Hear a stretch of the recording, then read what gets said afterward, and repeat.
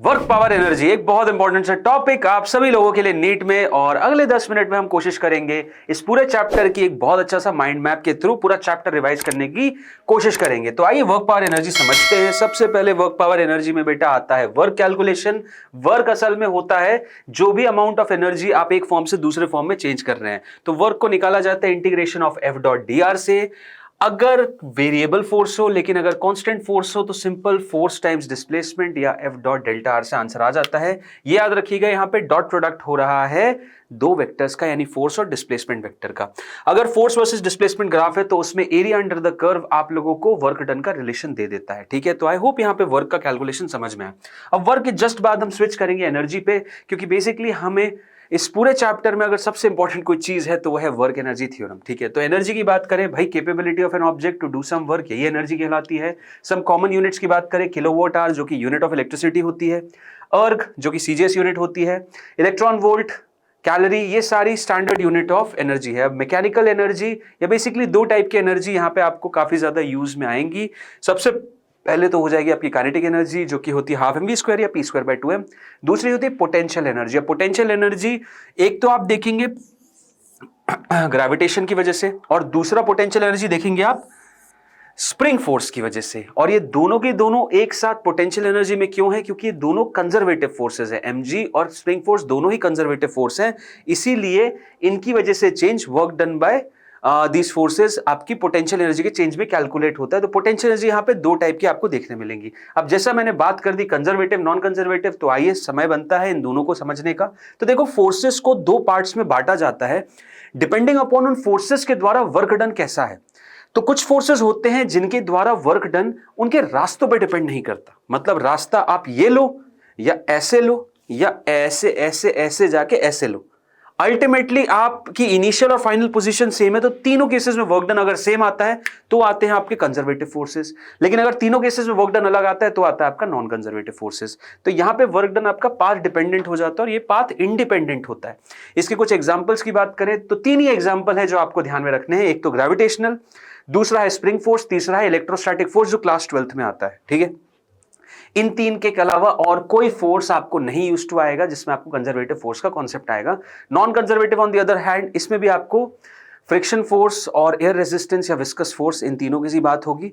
और अगर कोई और एक्स्ट्रा फोर्स आता है जिसके बारे में हमें आइडिया नहीं है तो उसके लिए हम वर्क एनर्जी थ्योरम में इतना मार्जिन रखेंगे कि उसके वर्क को हम कैलकुलेट कर सके। ठीक है, एक और चीज, अगर एक क्लोज्ड लूप में बात करेंगे तो कंजर्वेटिव फोर्सेस की वजह से वर्क डन जीरो रहेगा। On the other hand closed loop में नॉन कंजर्वेटिव फोर्सेस की वर्क डन नॉन जीरो रहता है। तो आपको ये पॉइंटर पता होना चाहिए। बाकी थ्योरी आप देख सकते हैं, यहाँ पे दी हुई है।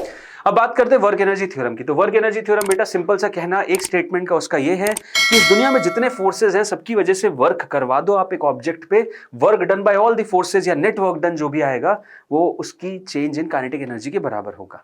यानी work done by all forces integration of F net d x is equal to delta K, ये सिंपल बोलता है। अब इसको थोड़ा सा और मॉडिफाई करता हूं मैं, और थोड़ा सा मॉडिफाई करने के बाद जिस स्टेज पे पहुंचता हूं वो देखिए ये रहा। यहां पे दिया हुआ है आप लोगों के सामने कि work done by all forces को वर्क डन बाय कंजर्वेटिव और नॉन कंजर्वेटिव कर सकता हूं, और एक कंजर्वेटिव फोर्सेस के वर्क डन को यहां ले आ सकता हूं। तो अल्टीमेटली यहां पे जो वर्क एनर्जी थ्योरम रहेगा वो हो जाएगा delta K plus delta U is equal to work done by non conservative forces. ये मेरा वर्क एनर्जी थ्योरम रियल में रहता है। अब इसमें मैं एक चीज न्यूमेरिकल्स के लिए ऐड करता हूं, और वो है यहां पे एक एक्सटर्नल फोर्स ऐड कर देता हूं।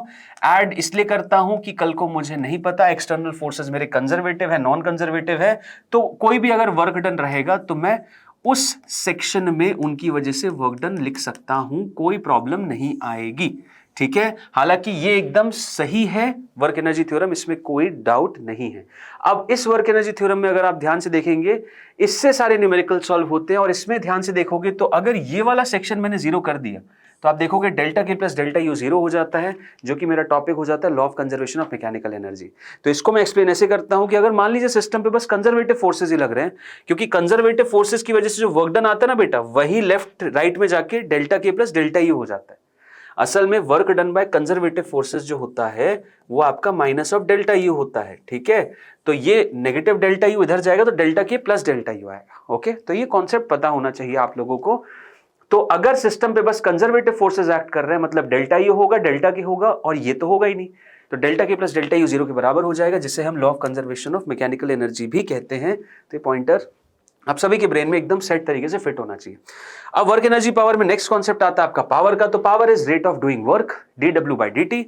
इसको डिफरेंशियल फॉर्म में लिखेंगे तो dw को fdr लिख सकते, तो dr/dt वेलोसिटी होता है। तो पावर का एक देखो रिलेशन आ गया, dot product of force into velocity, पता होना चाहिए। एवरेज पावर की बात करेंगे तो डेल्टा w/डेल्टा t आ जाएगी। ऐसा यूनिट ऑफ पावर वॉट होती है। Another unit of power is horse power, जो कि 746 वॉट होती है।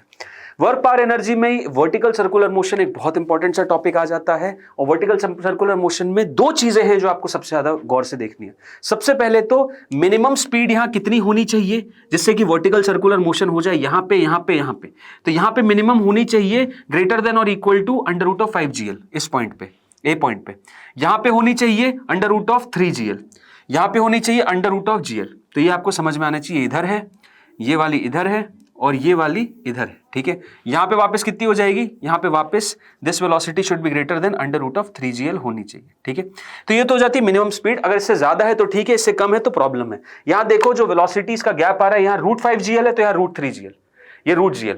तो अगर कल को ये √6 हो गया तो √4 हो जाएगा, ये √2 हो जाएगा। कल को ये √10 हो गया तो ये √8 होगा और ये √6 हो जाएगा। दो का गैप आता है। दूसरी चीज, इस पॉइंट पे टेंशन सबसे मैक्सिमम होता है, और मैक्सिमम टेंशन की वैल्यू कितनी होती है, mv²/r, mv²/r, r यहां पे l के बराबर है, r यहां पे l के बराबर है, प्लस mg, ये मैक्सिमम होता है। और मिनिमम होता है यहां पे, और मिनिमम की वैल्यू कितनी हो जाती है, मिनिमम हो जाता है आपका mv²/r, जो कि l है, माइनस mg। ये मिनिमम होता है। This is the minimum tension and this is the maximum tension. तो दोनों टेंशन भी पता होने चाहिए, क्योंकि क्वेश्चन आता है तो इसी के अराउंड ही आता है, ठीक है। काइनेटिक एनर्जीज का रेशियो भी दे दिया 5:3:1। तो आई होप आपको इस चैप्टर में सारी चीजें बहुत अच्छी तरीके से रिवाइज हो पाई। अब देखो, चैप्टर बस पढ़ लेने से काम नहीं होता है, रिवाइज कर लेने से काम नहीं होता, टेस्ट लगाने से ही काम होता है। तो इस टेस्ट के लिए आपके पास इन्फिनिटी लर्न की टेस्ट सीरीज फ्लैट 50% ऑफ पे भी चल रही है, जिसमें आपको 27 AITS मिलेंगे।